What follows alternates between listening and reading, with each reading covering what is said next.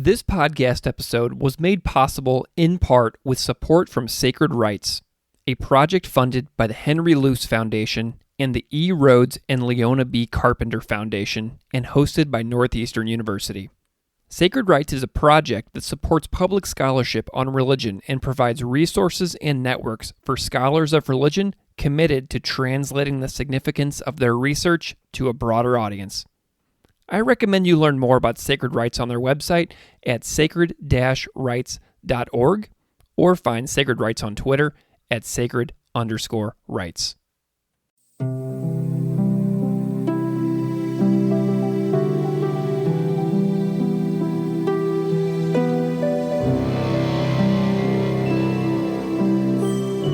Welcome to Classical Ideas. This is Greg Soden. And this is a podcast where, since 2017, I discuss all things religion with a variety of fantastic scholars, experts, authors, and educators. On this episode, I speak with Dr. Sara Moslener. Sara Moslener is a lecturer in the Department of Philosophy, Anthropology, and Religion at Central Michigan University, where she teaches courses on the history of religious and racial discrimination in the United States. She has been studying evangelical purity culture and has numerous publications, including the book Virgin Nation, Sexual Purity and American Adolescence from Oxford University Press. She has appeared on numerous podcasts and is a regular contributor to the podcast Straight White American Jesus. This is a really fun and wide-ranging conversation with a little bit of everything, from discussions on the book Virgin Nation to Dr. Moslener's work with the After Purity Project. I really hope you enjoy our conversation.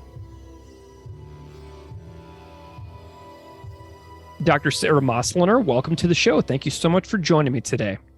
I am so happy to be here. Looking forward to our conversation. As am I. I am so happy that you're here too. And I'm wondering if you can just spend a minute and introduce yourself a little bit to the audience and the listeners out there so they know a little bit about who you are and what you do.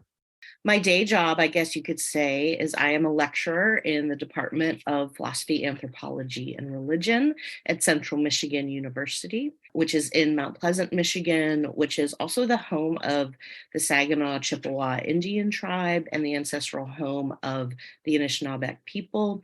One of the things we do at CMU is we always include a land acknowledgement because we have a relationship with the local tribe and we are on their land. And this is controversial and something I talk about every semester, but since the 1940s, we have been the Chippewas. And so that creates an opening for us to have that conversation. What does that mean? What is this history, right? What does it mean that it was used for decades without permission and so on and so forth? So that is where I am from geographically. I am also, I call myself the director of the After Purity Project, which just makes it sound much more fancy, but it's really been my research project for the last several years, where I've been interviewing people who have grown up and out of evangelical purity culture.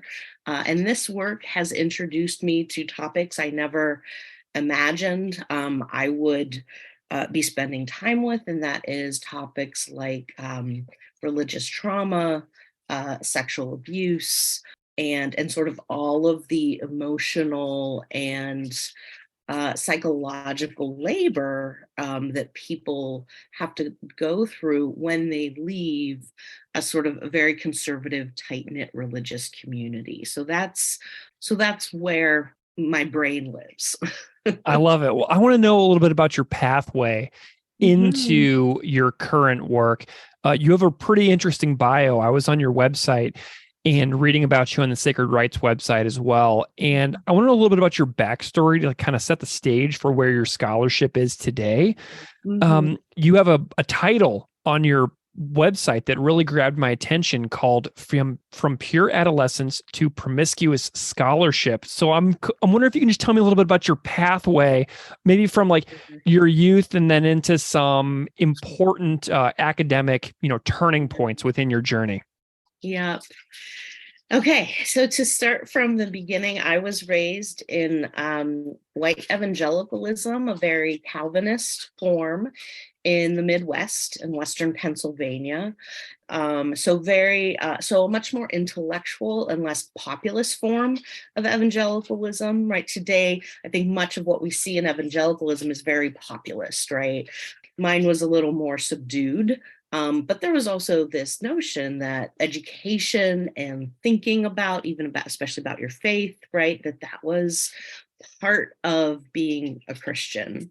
So I didn't grow up with a lot of anti-intellectualism that I have heard from a lot of other people who were raised evangelical. And I think that for me, right, in many ways, that saved me from a lot because it gave me a place to go when I needed to go. But, as a teenager, I was, in the late 80s, early 90s, I was very kind of caught up in sort of the what felt to me like the growing vitality of evangelicalism. My high school, my Christian school, was very much part of the pro-life movement. We went to the March for Life every year as a school trip. My senior year, I organized that trip.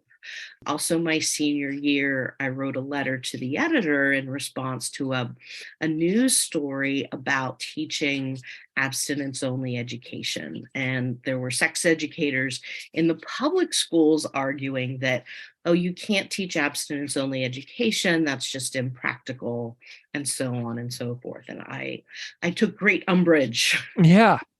and said, it is practical because many of us are. So I basically said in an article, in this letter to the editor, that I am not, I am a teenager that is not having sex. And that's because I'm a Christian. And maybe you all should think about that too. Right. So it was very, very haughty, very whatever. Well, I had no memory of that letter until after I published my first book on evangelical purity culture. And it was like the summer that book came out, 2015, that I said to myself, yeah, I wonder if I could find that letter online somewhere. And lo and behold, I did. And Wow. I think that's on my website. You can It see. is. I read it. Yeah. Yes. Right. So that Yeah, I is. read it. Yeah, so you can go to saramoslener.com and read this letter that I wrote. And I was just like, so I think yeah, and it's really interesting that I really had a block around it, in terms of a memory. And then, I went to college. I went to what was then at the time Calvin College, which for me was sort of it was from where I was coming from, was a very kind of big leap into this bigger, more exciting world. I studied theater as an undergrad, and that I did theater in college. Like that was my life. And also I think, right, it saved me as well, sort of from the more hardened parts of evangelicalism, and really help kind of challenge my habits of thinking in instructive ways that I think made me a better thinker and just a better person. My senior year of college, I was doing theater tech, right? Turned out I did not have the acting skills I thought I did. but I was really good at doing backstage stuff. I did a lot of stage management. I think my work was well respected, and that is, and I eventually moved to Chicago in hopes of pursuing that. But before that, I was one of my professors contacted me and said, oh, a local church is having an event. They need someone to help them with some technical stuff. Turned out they didn't, but whatever, because I just sat there the whole time. But they were offering me $100, and I was like, I'll do it. Yeah. So I go, and I was at Calvary Baptist Church in Grand Rapids, which is still there. And so I went and I watched this event that turned out to be a True Love Waits event. And this was in 1995. And the difference between me at 17 writing that letter and me sitting in that church watching this event that was like one part rock concert, one part, altar call, one part like intense sexual shame and fear. Mm. Um, I was just like, what is this? Mhm. And that stayed with me for a really long time, and I think was one of the reasons that, and being introduced to this thing called feminist theology, made me be like, this is where I need to get answers to these questions. And so that's where and from there I went to seminary, got a master's degree focusing on feminist and other liberation theologies, and then went on to get my PhD, having shifted my focus to the history of evangelicalism with an emphasis Mm. on gender, sexuality, and race. So by the time I get to really doing my research on purity culture, right? It was before we called it that. I can't claim responsibility for it was Donna Freitas who coined the term evangelical purity culture. I think I called it the faith-based abstinence movement in my earlier work. But by that time, I had such different experiences and perspectives on it. Right. So I went from being this very like self-righteous teenager to being a very horrified college student Mm. to wanting to be an academic, to say, okay, what are the tools I need to really make sense of what this is? And at that time, so this was 2006 is when I started my dissertation. There were no public voices pushing back on purity culture. At that point, I just wanted to understand it, right? And I wasn't even looking for opposition. I was looking, what does this mean to the people who participate in it? How can we make sense of this, sort of using all the fancy stuff that we have in religious studies, right? All the theories that we have, like what is really going on here? Um, and and later on, when the dissertation became a book, I realized that there was an argument about nationalism that I had not seen doing my dissertation work. And so it was not just about, you know, horny teenagers in the back seat, right? Mhm. That this was a movement that was intentionally political, in order to allow white evangelicals to increase their political power and social influence. And and part of this larger conglomerate of policies and beliefs around sex, Mhm. right? So it is sort of, I keep wanting to co-opt the term seamless garment from the Catholic Church, which doesn't, and I'm not totally comfortable with that, because I think there is some value and virtue in the seamless garment argument, because it's like, we are like, consistency is really important. But that's kind of right. It's sort of this whole conglomeration of responses to changes in gender roles, changes in norms around sexuality, and so purity culture is just another piece of that. I was last week, I was at the 2 weeks ago, I was at the University of Chicago Div School at a conference on religion and reproductive rights. And the person and this is a topic I have a lot of blockages around, because of, it's a topic in my family that is, yeah, that's really very difficult. And since the overturn of Roe v. Wade, I've sort of been like, kind of walking through, or just feeling like I'm just kind of in a daze and trying Mhm. to, and so much has been sort of opening up in me in terms of understanding kind of this on both a personal level but on an intellectual. And you'll find, as you listen to me talk, like I'm increasingly unable, especially in a post-Roe world and a post-purity world, to to divorce the personal from the intellectual for Mhm. myself. And I've decided I'm not going to apologize for that anymore. Hmm. So yes. Right. So thinking about, how the rhetoric of the pro-life movement is very much the rhetoric of, this abstinence only purity culture stuff. And they play the same role in US politics. And now I think we see very clearly, right, that this has been intentional, right? Purity culture is a way to socialize young people into an understanding of what their future families should look like, and that they should desire to have those particular families, right? And Yeah. those same people who are teaching this are also make the argument very successfully that, the strength of the US nation state is in our white Christian families. Mm. Right? And so and and so it's a real kind of ruse, I think, that's been perpetrated. Not that a white Christian family in and of itself is a problem, but it's the symbol, right, of American goodness. Yeah. Um, and it does a lot of things, including, performing things like it creates sort of a veil of sexual innocence, right? Or maybe, I don't know, maybe a screen is a better metaphor, right?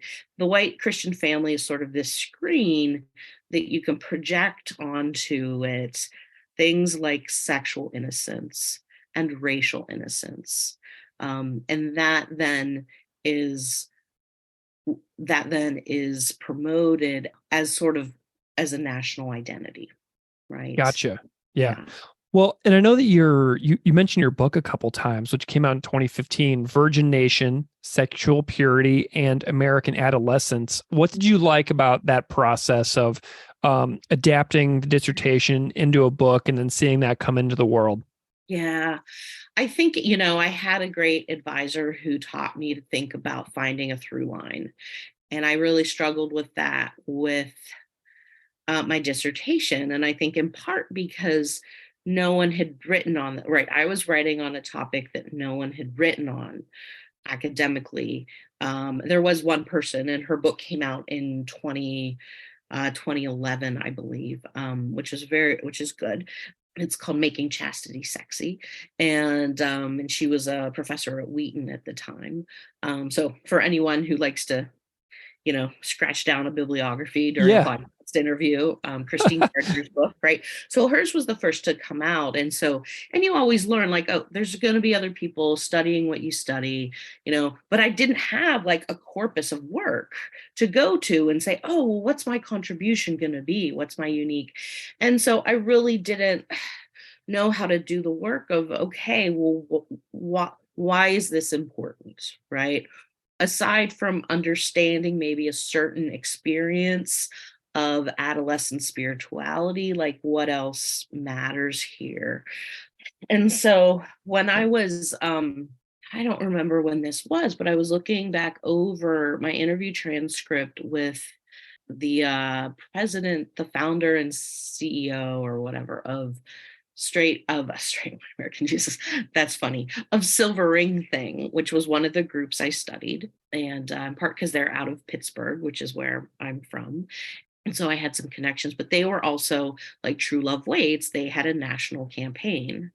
And in my interview with his name was Denny Patton, he talked about holding a belief that the end of the world is coming, that the United States is in a final stage of civilizational rise and decline that has been demonstrated in other historical contexts, uh, especially the fall of Rome, and that the United States was sort of in a state of decay, and that eventually it will mean the end, right?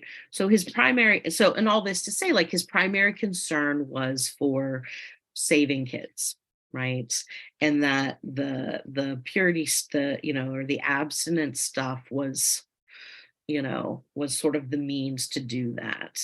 And so I had, so I was, of course, very familiar with all the different pre and postmillennial theologies, but this was the first time I had heard it directly connected to purity or to abstinence. And I was like, okay, this is what we need to dig into. And so I started going back, I started working backwards to see where there were arguments about sexual immorality directly connected to the decline of the nation state. And I knew that was available, as many people do, in rhetoric around, in the 1970s, we would have said homosexuality, right? That was, but I was more interested in this in sexual purity. And so I looked to see where people were sort of connecting sexual purity, and which specifically referred to not having sex outside of marriage, right? And that sex was about family building, and family building is about nation building, right? In this worldview. So I found that all over James Dobson. I found that all over Billy Graham. And I found it all over first wave feminism. Mm. And so that was my through line, right? It's like Yeah. these are the places where we see this rhetoric showing up. And so I'm very interested in the work that rhetoric does. And so that's what I wrote about for Virgin Nation, to really show that this was that sexual purity was a concept that was created in the 19th century as part of white Protestant gender roles for the purpose of creating a certain kind of nation state. Mm. So to use that lens to think about the movement, the contemporary movement, is something I wanted to help people develop that, and just be like, use this lens when you are looking at what's happening now. Gotcha. And yeah. And so what was really incredible, because you write a book, and there was, when I was writing the book, I didn't have a job. Mm. And I thought this may be my only contribution as an academic. And maybe I need to be okay with that. It was one of the most difficult things, realizing, because I graduated in 2009 when the economy was, and there are still people like who graduated at the same time. Like there's a certain generation of us who just never got tenure track jobs because our window was destroyed, Yeah. right? And the window is already really narrow. Right. That's why I didn't finish my PhD. I stopped before comps because I was looking ahead at the prospective opportunities for me in the future, and I didn't see anything good, so I stopped. Yeah, yeah, yeah, yeah, exactly. And I've known people who do that too, and I'm always like, that was a good, but yeah, but I also know I couldn't have stopped. Like I was Mhm. like, no one could have said to me, and of course there was no way of knowing.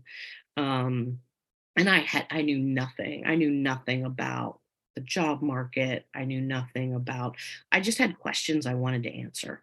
It Yeah. was that simple, right? I mean, I guess that betrays a certain amount of privilege, or I don't know what, right? It was never about economics, because I was like, this is I'm like, I will be paying off loans for the rest of my life.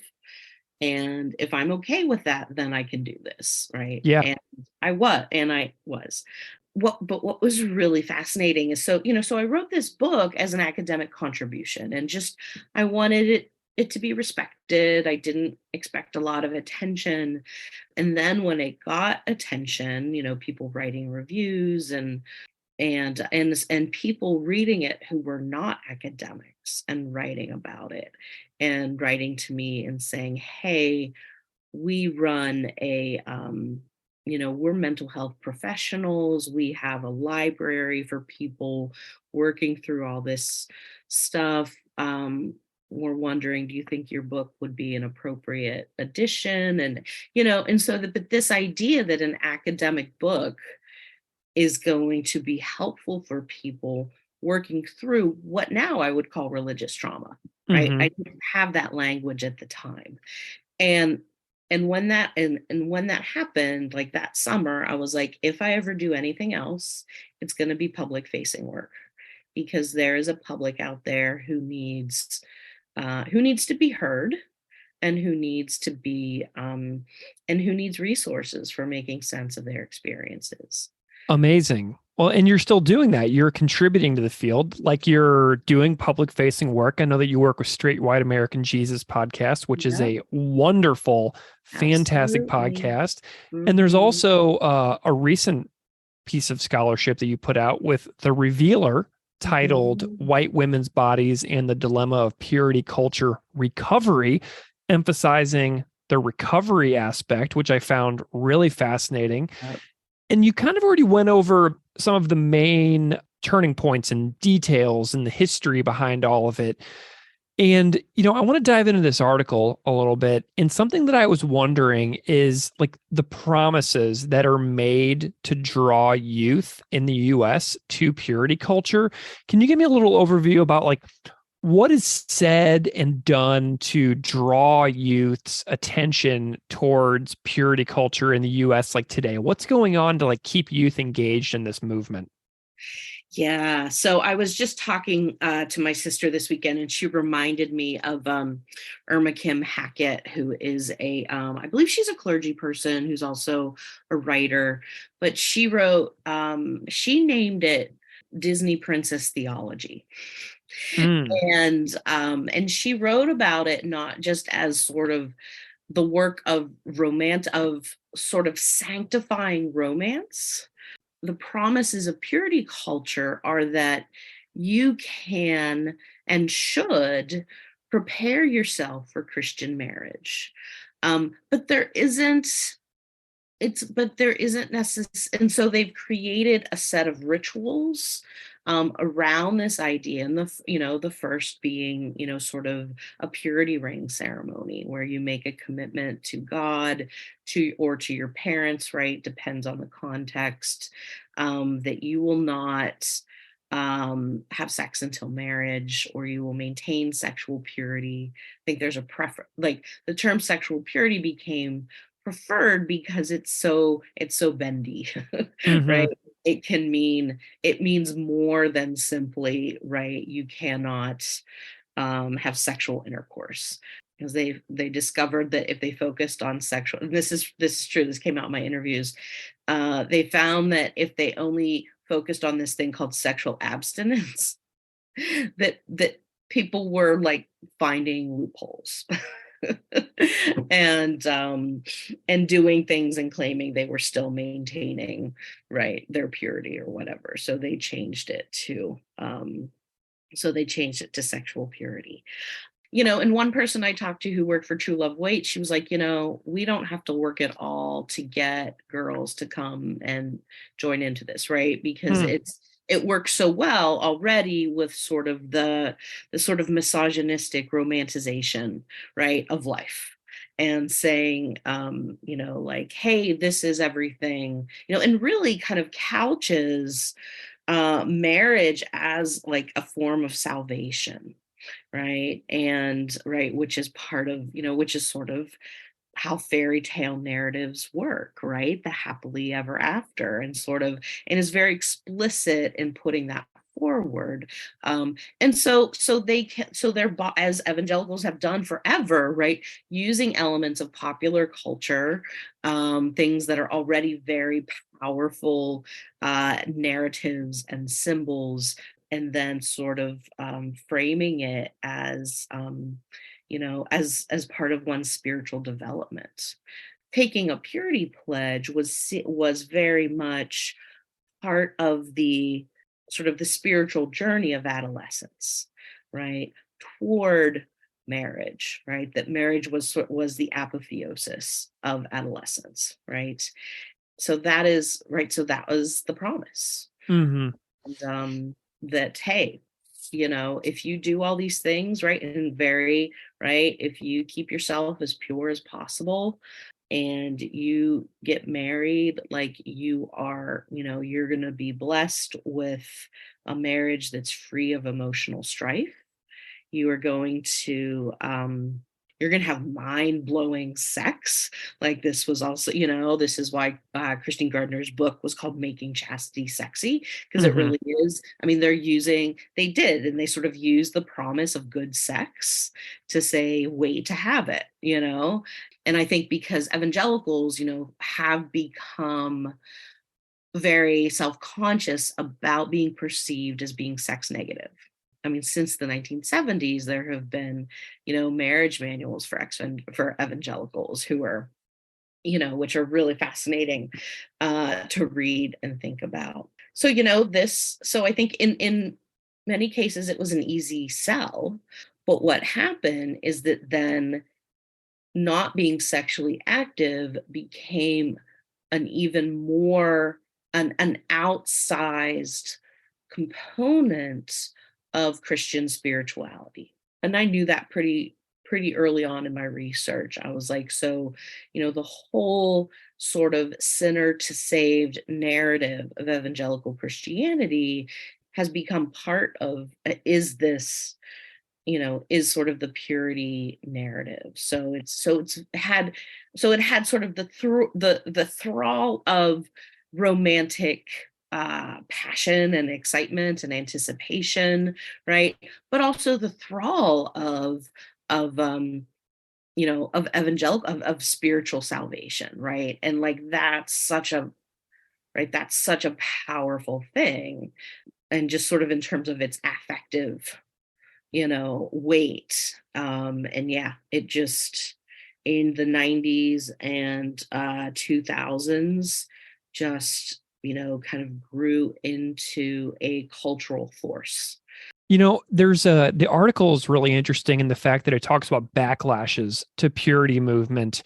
And there is like this sort of network, it feels like, of like former evangelicals that have, begun speaking out very forcefully, making their own podcasts about, ex-evangelical, outreach, writers. And there's a lot of, social media campaigns on large platforms by ex-evangelicals. Tell me a little bit about the backlash to purity culture that you're noticing. Yeah. So it's really fascinating, but it wasn't until so my book came out in 2015. And so I have been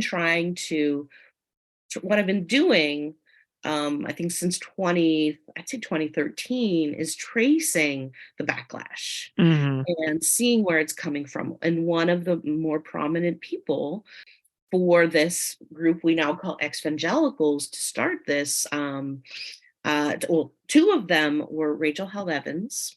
And if your listeners know who she is, right, the anniversary of her death just passed. So She's an amazing. yeah, yeah.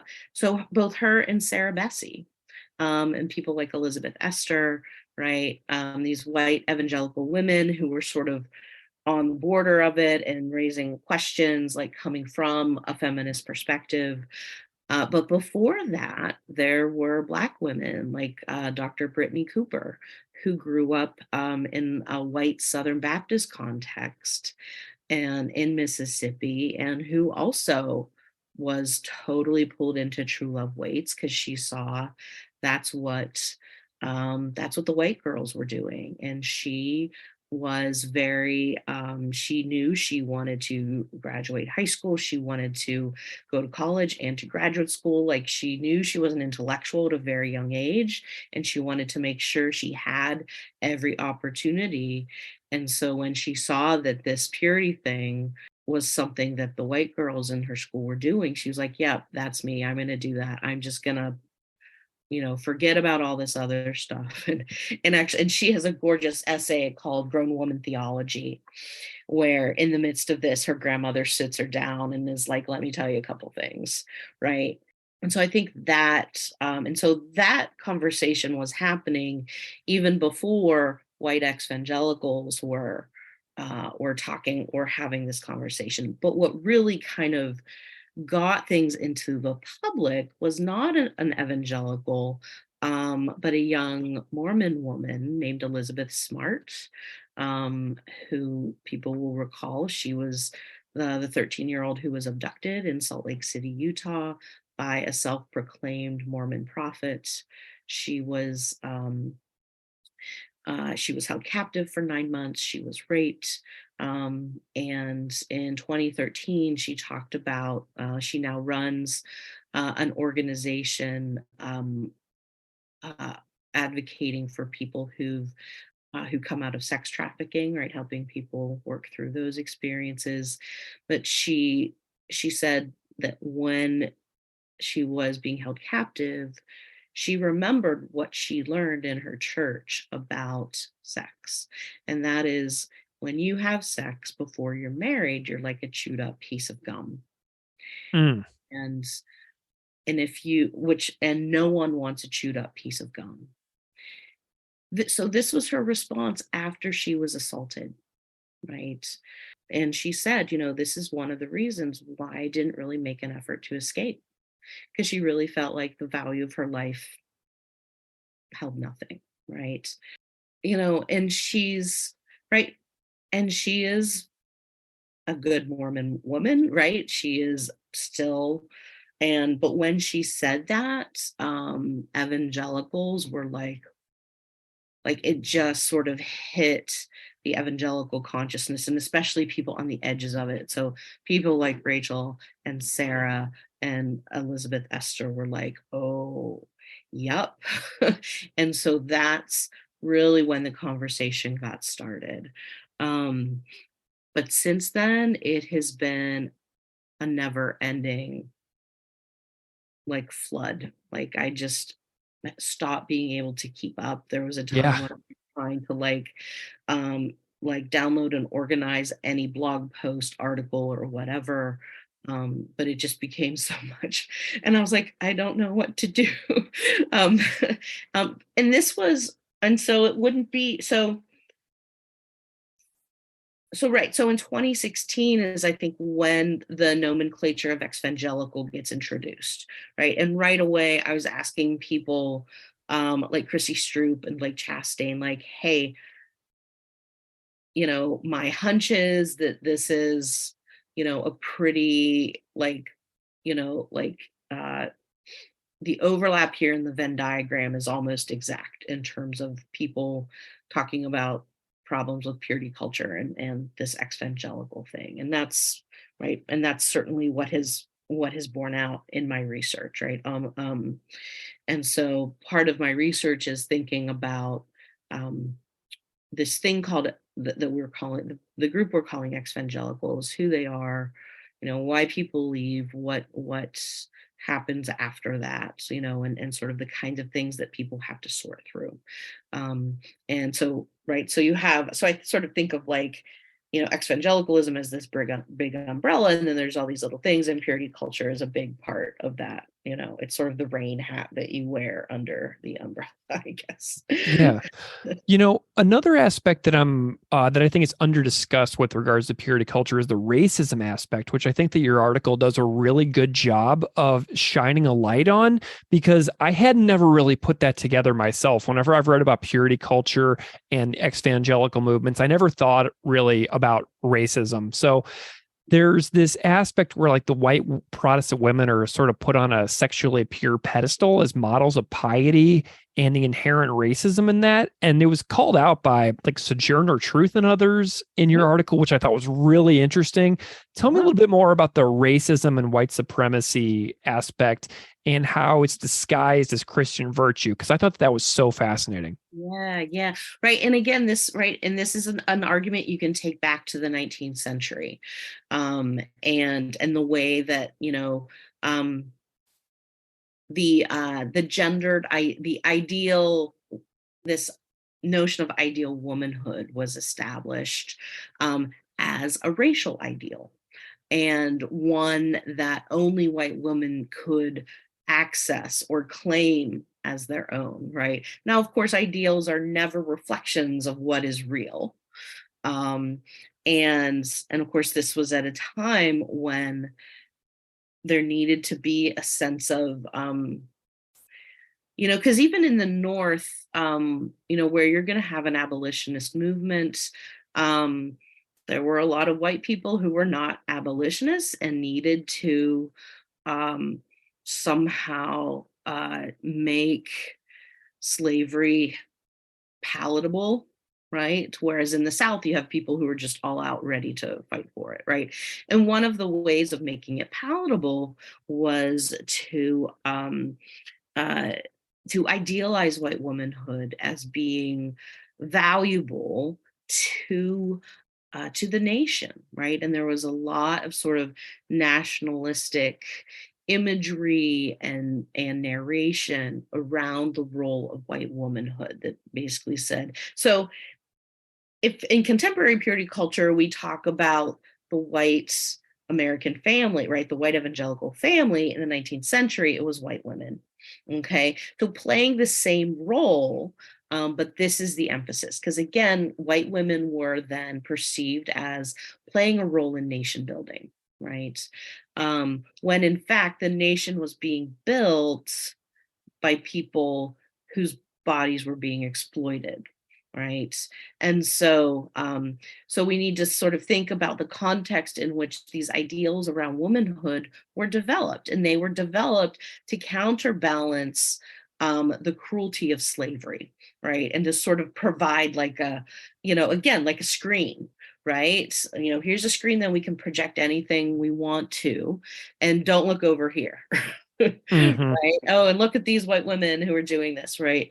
And who are doing these things. And so the connection, so sexual purity was always developed to be something that could be ascribed to white women, right? And so I sort of think about white womanhood as being a set of benefits, a set of risks, a set of constraints that white women can enter into whenever they want if they need to assert their authority. Gotcha. Okay, and so white women, this is how white women then can perform racial power. And over the last few years, we've seen sort of some epic examples of that.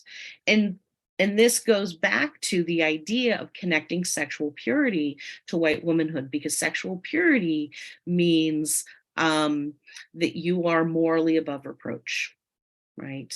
And so I think that if we understand white racial identity as something we are socialized into, right, our gender identities are things we are socialized into, then this is one of the ways that white girls are socialized, right? Um, and or can be socialized.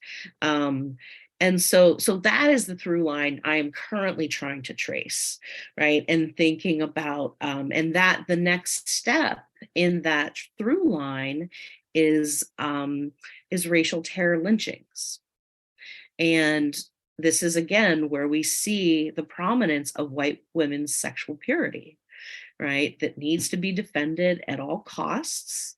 And it was, right, it was part of what Ida B. Wells called the threadbare lie, right? That you have these sexually pure and vulnerable white women and these dangerous Black men, right, who are bent on um, attacking white women, and that was the vast majority of the reason why lynchings happened, right? And why Black men were lynched, right? It was, which was the largest number of people who experienced that. And there's right, and that's a whole right. So that's a whole chapter of my next book, right? Nice. Piecing this apart as you know so yeah, so the article I wrote for the Revealer was trying to think about, how does white womanhood show up in what I call this post purity moment, right? And the thing is, like, second wave feminism is the idea that, women are individuals who are distinctly different from men, have a unique set of needs, but who have been overlooked, and many other things, right? Who deserve equality. But it never offered a really good way of thinking about racial identity. And so we know from the history of second wave feminism that a lot of women, including women of color and queer women, were not really part of did not feel like they could be a part of it, right? Um, and so a lot of the post-purity um, rhetoric that's being used is very second wave feminist, and drawing on, I think, in some cases in very smart ways, on notions of religious trauma and religious abuse. Um, but but for me, like, one of the hardest things for me to read is when people are doing what seems to be really good feminist analysis, and then they don't know how to think about race Mm. and racial identity, because it's incomplete, but it also perpetuates a kind of harm, um, and reinforces this idea, right, that white women we don't have to think about our racial identity. Um, and this is for me, and this is part of my own thinking, in that, I mean, my master's degree was on whiteness and feminist theology. I took a course in seminary called the psychology of whiteness and feminist theology, that just changed. I was also studying womanist theology and Black liberationist theology for the first time, and my response to that was to start thinking about white racial identity. um, and so when I started working on evangelical purity culture, I focused more on adolescent sexuality, and did a little bit on race, not as much as I feel like I failed in my first book to really address for race appropriately, that it needed to be more part of the major through line than it was. Um, which is why for this project, I'm really highlighting it and saying, and asking the question, how is evangelical purity culture a project in white racial dominance? Gotcha. You do so much already with regards to public scholarship, public facing work. Purity American Jesus podcast, writing for The Revealer, your After Purity project, which I will link in the show notes. I'm wondering about your experience so far with the Sacred Rights cohort that you're a part of, and like what you're getting out of it and what you're enjoying about the process of going through these trainings of being a specifically public facing scholar and getting your work out there for the greater public. What are you enjoying about the process so far? Yeah, yeah. Well, it's just such a great group of people. And it was so wild because I applied. I'd applied many times before I got in. And now like the things, I'm like, oh yeah, I finally got it. But I was like, well, this is what I'm already doing. And I want to make sure I have all the tools I need to do it as well as I can, right? So Mhm. that I'm not, you know, but I had been working with Brett on the article, Yeah. and then I was like, oh wait, he's in charge of this cohort. That's and so, but he's an amazing editor, and it's been delightful to work with him. Susanna, I've known for a couple years now. Our research intersects in a lot of ways, and it's really interesting because I have been wanting. It's good to set time aside. It's good for me to set time aside to think intentionally about what public scholarship means to me, and Mhm. what kind of things I want to offer, right? Because it's about making a lot of different choices, right? It was easy for me to make the choice that yes, this needs to be public facing work, right? Um, but that can mean a lot of different things. And so our group, right, one of the things that I think is just marvelous about sacred rights, and I think one of the things that's changing and we're doing a better job at academia, at least within religious studies, is that we bring together people at different stages of their careers, right? So there's graduate students, there's junior scholars, right? We got, we're celebrating people who just are defending their dissertations, and we have people who've been teaching for 20, 30 years, Yeah. right? And so being able to sort of hear people, and like someone did, Orit, I don't know if she may not want me to talk about this, but she's been like, I don't know how to do this. And then she wrote something really important about, um, uh, like some anti-gay stuff at a Jewish university. And she's like, I wrote this up, and, we were in a small group talking about it. And I was like, this is a really good Twitter thread.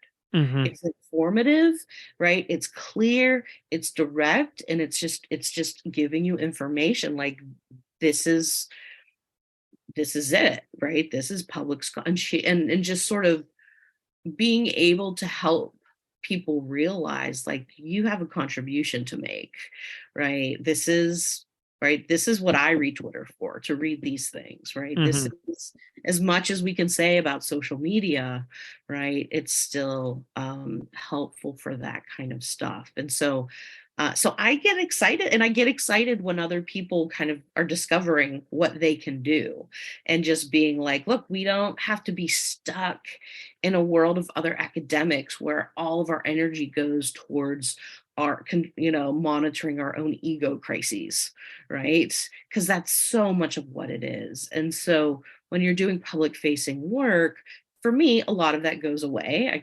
I imagine everyone has different experiences, because I'm like, I'm not worried about people thinking I'm smart, or about having to like be so niche in my argumentation. Like, I'm more interested in, how do we communicate with clarity? How do we offer people resources for making sense of some of the biggest questions we have right now? And just helping people, um, you know, kind of work through like some really, really difficult things, right? Because for me, like, when I'm feeling in crisis over something, whether that's sort of like the end of Roe v. Wade or the pandemic, right? I get reassurance when I go to history, and I learn about, the pandemic of 1918, right? And so on and so forth. So I love it when people realize that they have something to offer. And yeah.